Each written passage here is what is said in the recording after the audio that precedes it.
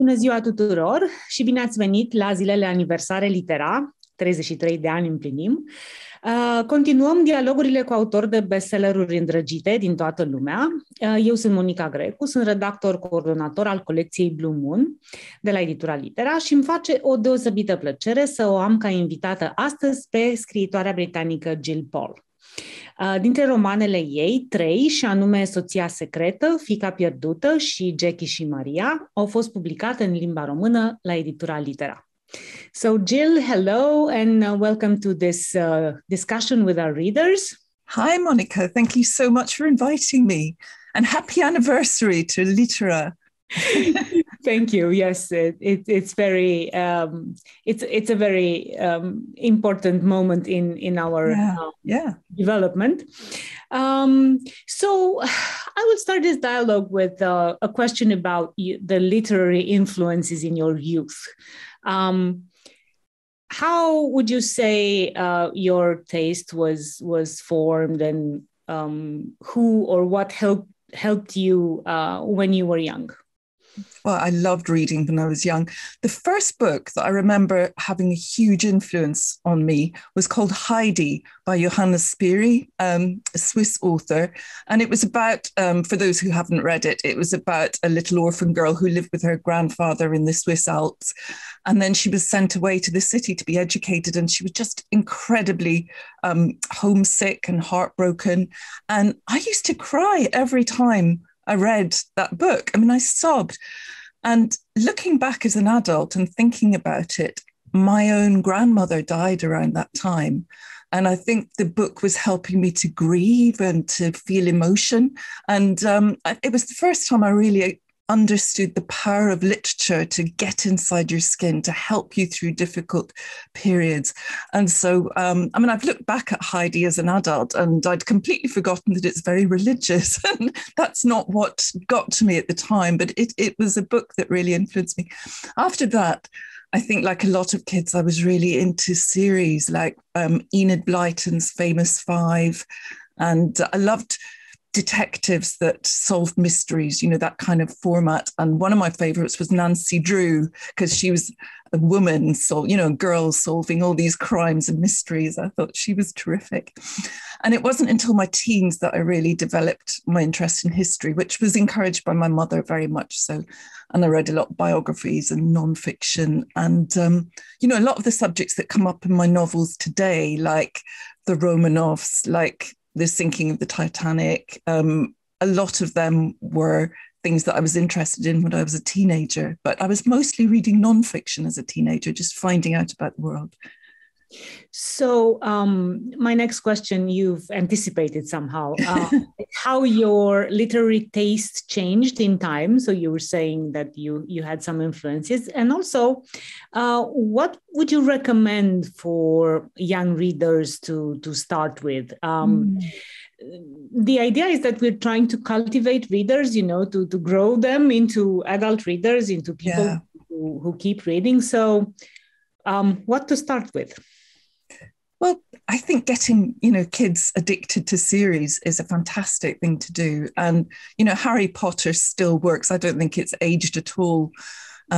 So, you start on these books, even if you can't read them, then listen to the audiobooks at bedtime, whatever. My nephew really used to enjoy Rick Riordan, American author, with his Percy Jackson series. And I have to say that he's grown up with a complete expert on Greek mythology, which he all learned through these Percy Jackson novels as a kid. Another series that's very popular over here is Diary of a Wimpy Kid. It's shorter and more accessible, and I think kids can relate to that.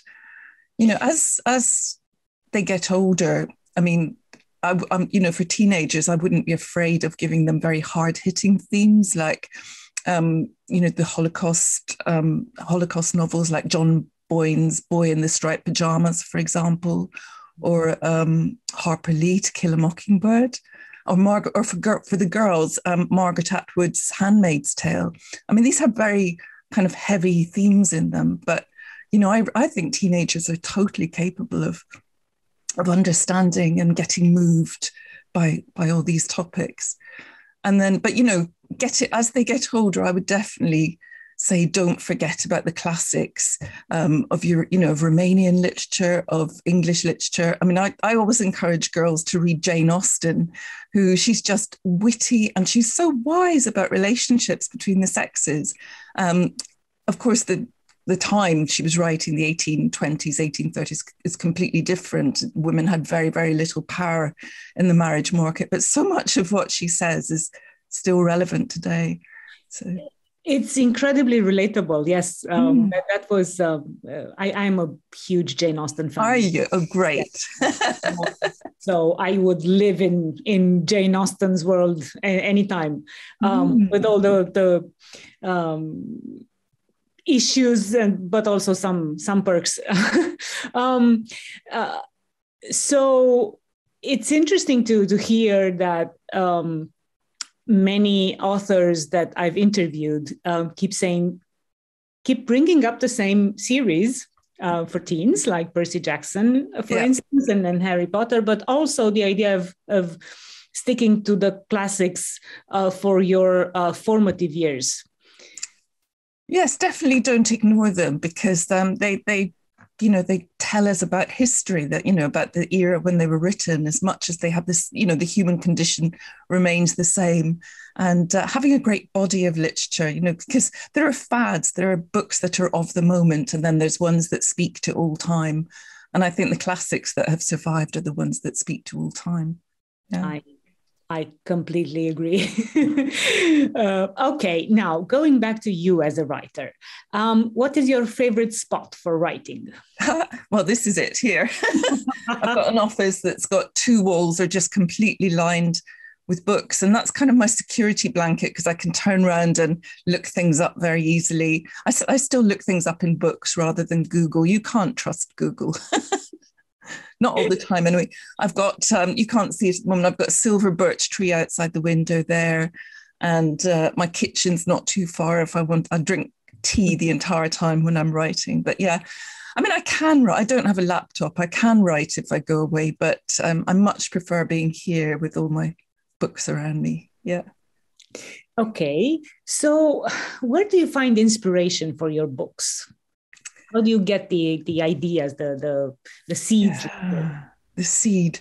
Well, I've got publishers in America and the UK and across Europe, like you, and I'm trying to come up with topics that's going to appeal to everybody, which is, it's not always easy. Even the British and American markets are completely different. But when I find a kind of area that my publishers seem to be interested in, then I'll just start reading around the subject. And you find, quite often it's just a tiny little fact that will lead me down a rabbit hole in a non-fiction book. And then that becomes the story. But with Jackie and Maria, that was a reader in Athens who emailed me and suggested that I should write about them. It was wonderful. Her name's Barbara Dukas, and she lives in Athens. And as soon as she emailed me, I thought, wow, that's brilliant, to compare Jackie Kennedy's experience in that period with Maria Callas's. And I hadn't realized until I started reading up about them quite how much their lives overlapped, how they were both with Onassis at the same time. So yeah, no, I loved that idea from the start. And I've dedicated that novel to Barbara Dukas to thank her for giving me the idea. And I do say to any readers out there, if you've got an idea of somebody, that I should write about, please get in touch with me on my website. And if I choose to write that book, then I will dedicate it to you. I'm so grateful. It's very interesting. And you somehow touched also on the next question, which is documentation. So how important do you think research is for the backbone of a book? How long do you work on research? And how much does it finally get to influence your writing? Research is kind of the background to the novel, and you need to have that pretty seamless to convince readers of the era that they're living in. So, I mean, I'm actually writing a book a year at the moment, which is quite hard work. And I deliver one at the end of June, and then I try to arrange it so that I can spend the summer researching, which means I can just sit around reading under trees in the sunshine. But I'll probably do about 2 or 3 months of background reading before I start the plan. But while I'm doing that background reading, I'm looking for the events that I definitely want to include in my novel and what I'm going to leave out. That selection is very important. And I'm also looking for the narrative arc, the story arc that's going to be, because story is the most important thing here. I'm not writing nonfiction history. I don't even have to get the facts right. I can make them up if I want to. But the most important thing is to get a really entertaining story running through it. I'm quite keen on getting all the facts right. So I will make up timelines and research all the tiny little details. Like if you see somebody using tooth powder in one of my novels, it will be the brand of tooth powder that they used in that year. Or I think it's, just getting the authenticity of these tiny details builds up, the overall picture. But you don't want to load it down too much with, you can see with some books, they've got too much information. It's like a dump of information. It's just the telling details. So I'm very pleased when I come across a little thing that speaks a lot about the era. I mean, for example, in The Lost Daughter, I cover the siege of Leningrad, which was a horrific, horrific period of Russian history where people are starving to death in the streets. And I heard from a researcher that I used that there were radio speakers on the lampposts and announcements would go out through them.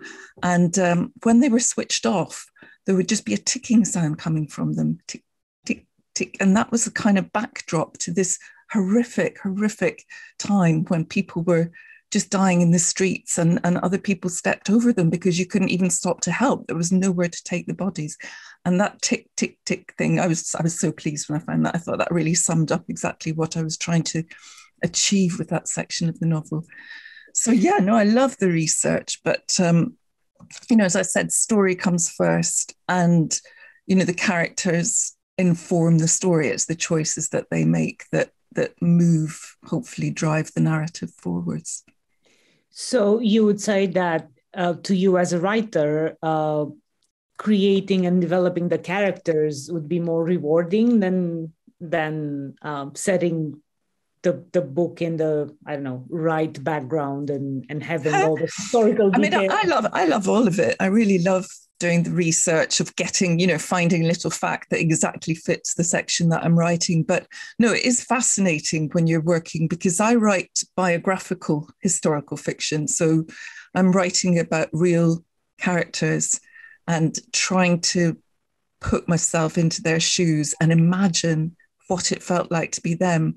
And that's a really odd thing to do for a living. But, I come and sit at my desk in the morning and pretend that I was, Jackie Kennedy sitting in a motorcade in Dallas, for an extreme example. And when you're doing that, when you're trying to, have empathy with these characters, and it's completely different from biography. With biography, you're giving what they did and when they did it, and maybe trying to attempt to say why they did it. But I'm actually putting myself inside the character's head and saying, pretending I am them and giving them thoughts and feelings and dialogue. And it's one of the things you have to do, because it's in a period of history. You have to make sure that you remember all the cultural influences, and religion would have been important. For example, with the Romanovs, the girls, they were intensely religious. That was one of the most important things to understand about them. Totally religious, totally family orientated, and they loved Russia. With Jackie Kennedy, you have to remember that she was a 1950s housewife. So when she chose to stay with John F. Kennedy, although she knew about all his affairs, she was making decisions in the 1950s when divorce was much more of a taboo. And, she didn't work after marriage, as most women didn't in that era. So you can't kind of come from the 21st century and place your own ideas into their heads. You have to try and look at how it would have felt to be them in the era that they lived. But yeah, I think I've drifted away from your question a bit. No. I absolutely love that kind of whole thing, strange. I don't know, is it like kids dressing up in other costumes? I get to sit down at my desk in the morning and pretend to be somebody else. My questions are just a guide for the discussion, because what is interesting for the readers is what you have to say, not what I ask. So, but yes, I think you're making a great point here, where pretty much in the 21st century and lately, even more so, people tend to look at history and historical events through the 21st century lens and give them, I don't know, see them more loaded than they were maybe, or give them a certain bias that would not have been the case at that time. So when you read about historical events, or you try, as you were saying, to put yourself in the shoes of those people living at the time, you cannot do that with the feminist progressive lens that we use today. And I think this is a good lesson for the readers to understand that books are about what was going on at that time, not about that we can give them a sort of twist maybe, or help the reader understand what was going wrong with the historical period, but not be the judge of that period through our experiences somehow. I mean, there are some difficulties in writing about historic characters who might have used very racist language in those days, which was accepted, and I would tend to edit that out nowadays, even though it would be historically accurate to leave it in. It might have been more common for women to be hit by their husbands, for example. That might have been acceptable in the 1920s, 1930s. But you can find a way as a writer to comment on it within the novel. Yes. So that you're not condoning it, you're reporting it, but inviting readers to kind of make their own judgments about it.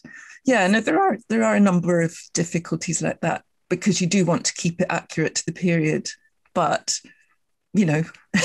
still be politically correct. Right. Okay, so we're talking about characters. Do your characters have a life of their own? Or do you outline them or draw them more precisely from the beginning? I do I do a very long outline. After I've made up my timeline, I've decided what incidents, what events I'm going to include in the book and what the general shape of it is going to be. I write a chapter by chapter outline that's about 35,000 words usually. So it's about almost half of a novel, not quite.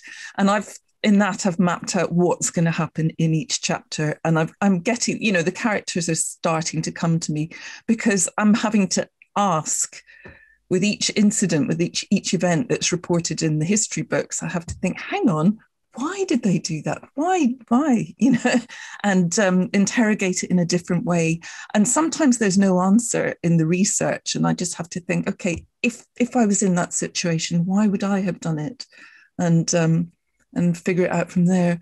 So then I go back after I've outlined, I'll go back to the beginning. I'll start writing line 1, paragraph 1, chapter 1, and filling it out. And all the time I'm getting to know them. But even by the end of the first draft, I think I'm only just getting a grip on them. And I go back in the second draft and it's making more sense. It's kind of joining up, because it's the same person that made the decisions in chapter 2 and made the decisions in chapter 40. And it's about getting them to join into a coherent person.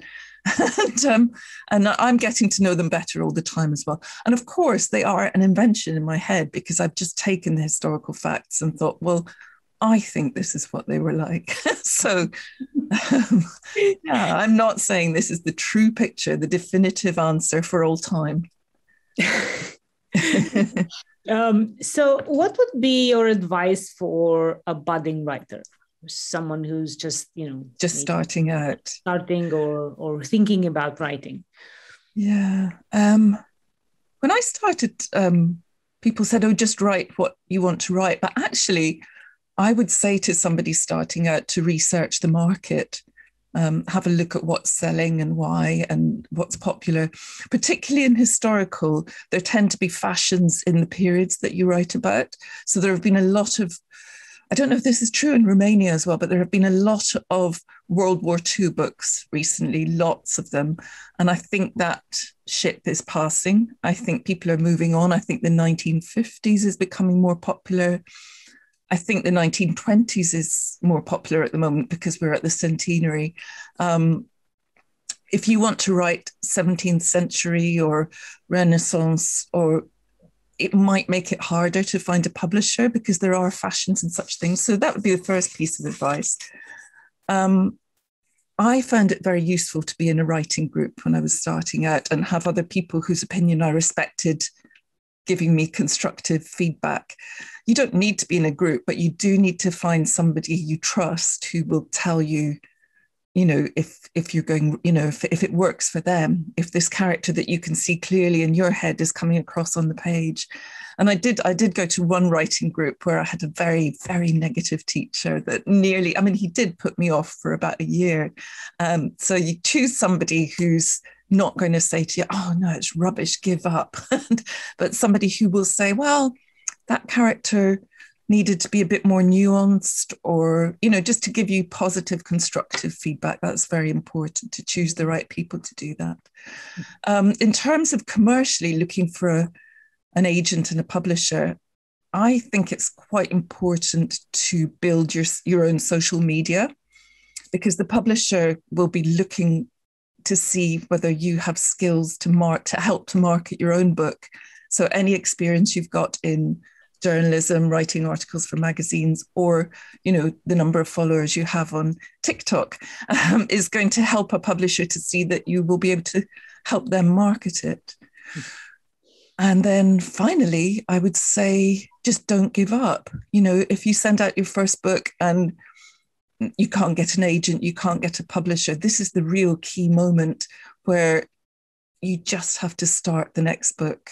Just start writing something else. It may be that there was some flaw in the idea behind the first one. It may be that you just need to more practice, because writing is like a muscle. It's like it will get stronger. You'll get better at it the more you write. So just don't give up if you get turned down first time. Just start something new, and maybe you can come back to that first one again. That's what I would say.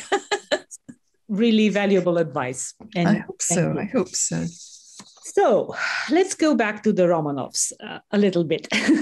The Secret Wife and the Lost Daughter, they revisit the stories of the Grand Duchesses, Tatiana and Maria, respectively. Mm-hmm.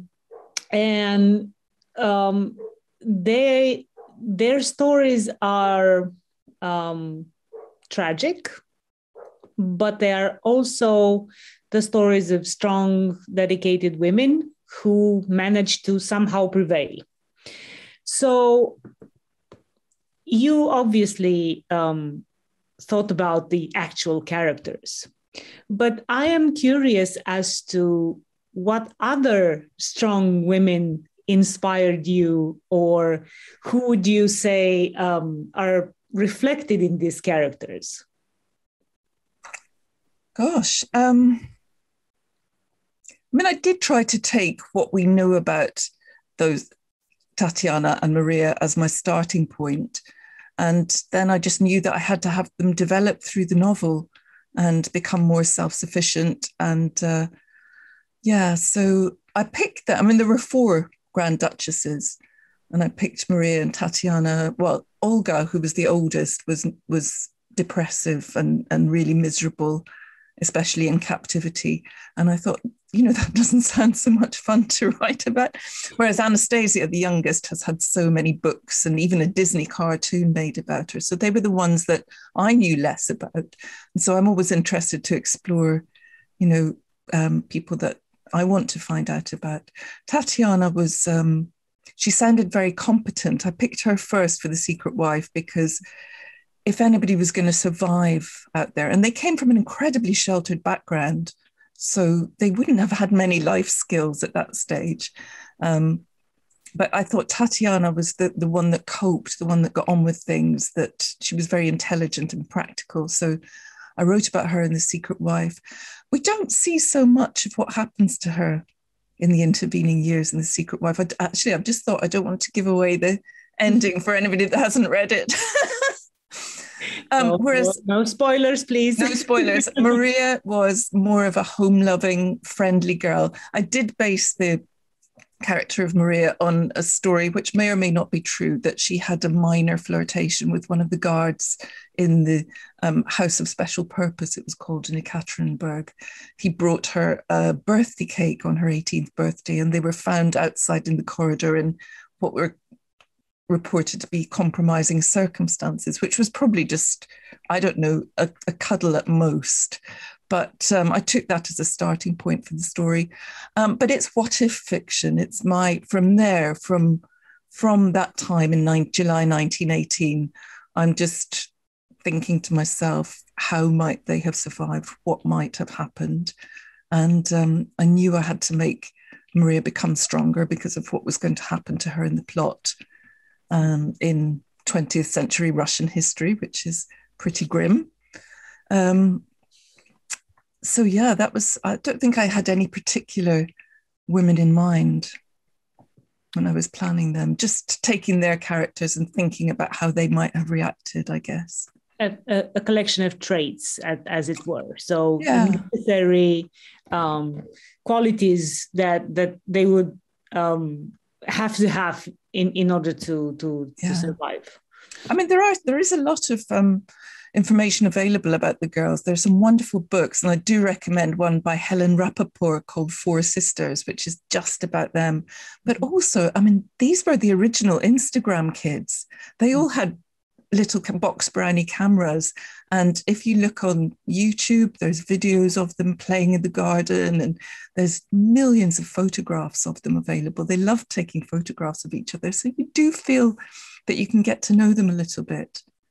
It's so poignant, knowing what did happen. Okay, you already talked about a little bit about the Leningrad Siege and the Stalin era. Before that, even it was a gruesome time, and now it somehow becomes even more relevant with the war around us. So what were your feelings writing the book? And how do you see that maybe looking at the actual history unfolding at the moment? When I first came up with the plan for The Lost Daughter, I thought, oh man, I'm going to have to research the whole of 20th century Russian history. So I do like to give myself a challenge. But in fact, what I discovered was it was just a series of really grim statistics, starting with 1921 to 22, 5 million people died in famine in Russia, totally unnecessarily, because Lenin tried to impose Bolshevik economic policy on the whole country, and knowing that it would cause huge regions to starve. It's just, unthinkable. And then Stalin comes along and his great purges start, and millions were either killed or sent to gulags. I mean, 1 million alone in the Great Terror, the so-called Great Terror of 1936 to 38. One by one, he took different professions. He purged the military. He purged the doctors. Human life was so cheap to Russian leaders. It was all about the grand idea, this big idea of communism and making that work. And the individual citizen's life had very little value to them. And, that is what we see in Ukraine today. It absolutely is. Putin is like an old-fashioned autocratic Russian dictator who wants to impose this idea, just like Tsar Nicholas did. He wanted to, have all these satellite states be part of Russia. But in fact, when you look into the history of Ukraine, it's got a completely separate demographic to Russia. I mean, it was created, it was for, the cities, like the big, beautiful cities like Odessa were built by Catherine the Great when they expanded southwards. But they didn't have the population. So people came from all over. They came from Poland, they came from the Middle East, they came from Spain. It's always been, Ukraine itself has always been incredibly multicultural, and with a diverse range of opinion there. I think somebody said to me they've got 400 political parties in the country. They've got an amazing sense of humor, which we've all noticed, despite the horrific things going on. There's so many examples of Ukrainian humor, and Russia, the country to their north, have always, to hold a country that big together, you need, I suppose, an autocratic dictator. So they have always responded to having this one big powerful leader. And that's how it worked. But Ukraine is completely different. So, when Putin is telling his people that these are really Russians and they want to be part of Russia, it's just so blatantly untrue if you read the history books. So, it's been very, very moving for me to see what's going on, as for everybody I know. Okay. Let's go a little bit to more recent history. Well, not as recent as the war. But Jackie and Maria. So Jackie and Maria, you have two very important feminine figures in the 20th century. One first lady, one first opera singer. And they are both somehow vying for the attention of the same man. Onassis. Mm-hmm. They were both women were strong, and they both had impressively bad luck with their with bad their judgment. Yeah. Yes. Well, so I was curious about how you saw them while you were researching the book and developing the characters, because some of the characters in the book are probably still alive. They would be part of our lives still. Yes. So how was that as opposed to researching for the Romanovs? Well, like the Romanovs, there's an awful lot of information available in print about Jackie Kennedy. Loads and loads of biographies and memoirs, letters, videos online of them being interviewed for television shows. So there was a lot of information there. But I had particular questions I wanted to ask about both of them. With Jackie, I wanted to ask, why did she put up with her husband womanizing on like an industrial scale? Why did she know about Maria when she started kind of dating Onassis? Did she care that her sister had been in love with him first? And so there were kind of moral questions. Is it all right to steal somebody else's boyfriend? Is it all right to steal somebody that your sister was in love with? I thought, what kind of person was she that she did this? From Maria's point of view, she'd had terribly bad press, and I do like writing about women that I feel have been misjudged by history, and she was definitely a case of this. She had very bad press for reasons that we as feminists would now think, because she insisted on rehearsing until she was happy with her performance. She would make the orchestra stay late if it wasn't working for her, if she couldn't feel it. She was a total professional. And I just don't believe if it had been a man doing that anybody would have raised an eyebrow. But because it was her, she was called a diva and a tigress and difficult and all these adjectives, a prima donna. Mm-hmm. And so I wanted to find out about her as well and see whether I liked her, which I did very, very quickly, because one of the key things for me was discovering that she had a very close circle of completely devoted, loyal friends, And I thought, that's interesting. So there's a good part, there's a nice person inside all this.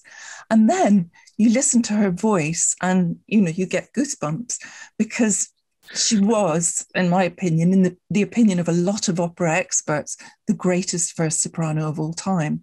So what did it feel like to have this? She talked about her voice as a kind of separate thing, the voice.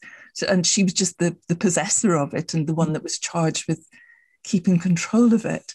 So, with both of them, I went into it with these questions. As you say, there were issues concerned with the fact that people were still alive. When I started writing this novel, 2017, 2018, Lee Radziwill, Jackie's sister, was still alive.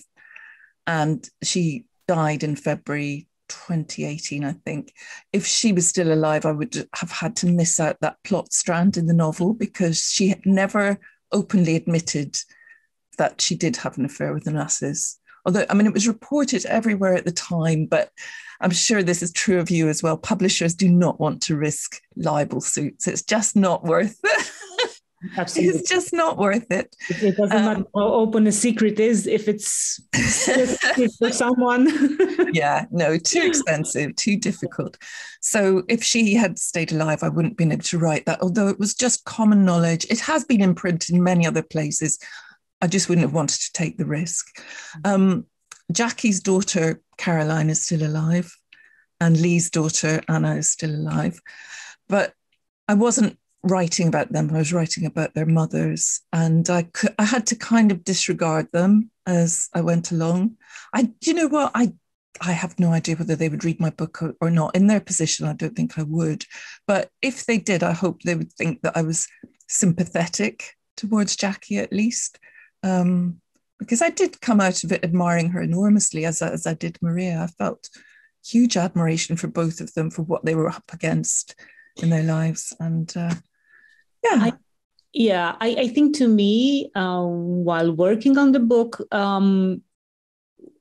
this is actually the idea that I got, that you were really kind as an author to them, that you were showing them in a sympathetic light, as you said, and you were sort of giving them the benefit of being human. And this is what happens when people make choices. Mm-hmm. And when these choices somehow, favor them or come against them, but this is life. There's no way from the beginning what will happen to you. No. So there was one difficulty in that people will come to the book. Most people will come to the book knowing Jackie Kennedy's story, but not knowing Maria's, and automatically feeling sympathy for Jackie because of what she went through in Dallas. So I really worked quite hard at the beginning of the novel to make Maria. I wanted you to feel equal sympathy for both, if I possibly could. And I tell the story chapter about. So I worked quite hard to try and make you sympathize with Maria early on as well. She did have, she had really, really bad luck in men. She got totally the short straw when, in families, she got the worst family. So unfortunately for her, but still her legacy. So both of their legacies are very interesting. To and respected, and this is probably what matters. Okay, so what or which of your novels would you like to see made into movies, if it were up to you? Any of them. Any of them at all. If there's any film producers out there, I'm open to offers. The problem with historical fiction is it's much harder to film. It's more expensive to film. Yeah. It's helped a bit by computer-generated imagery now. So if you want to show the Russian Revolution, you can just film 10 men and then expand it outwards. But filming Jackie, I'd love to see Jackie and Maria filmed, but they'd have to get Onassis's yacht, and it becomes very expensive. I also have a lot of locations, so I can.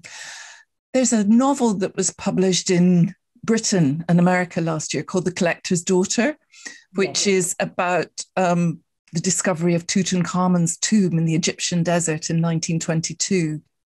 And the story of that I've focused on is that Lady Evelyn Herbert, because that discovery, the greatest discovery of Egyptian tomb of all times, was always said to be Howard Carter, the archaeologist, and his sponsor, Lord Carnarvon.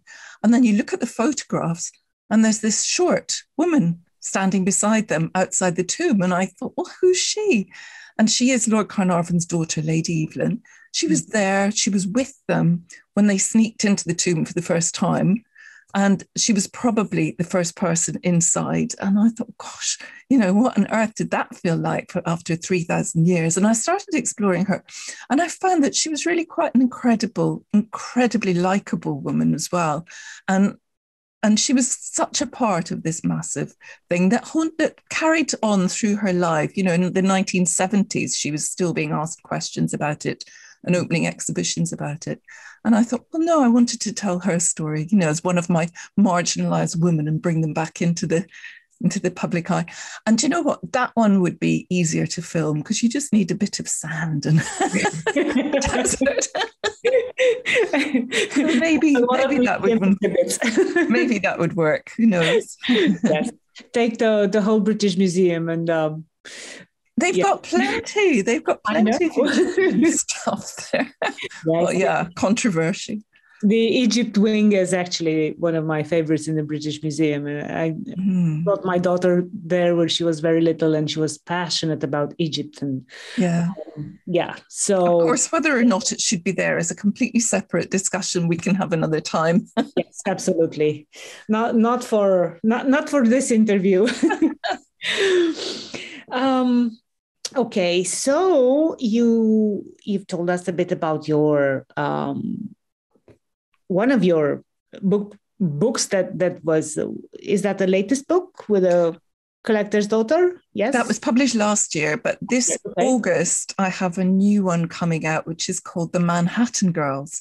Now this is set in 1920s New York during the era of prohibition. So we've got speakeasies, we've got jazz, we've got people distilling gin in their bathtubs.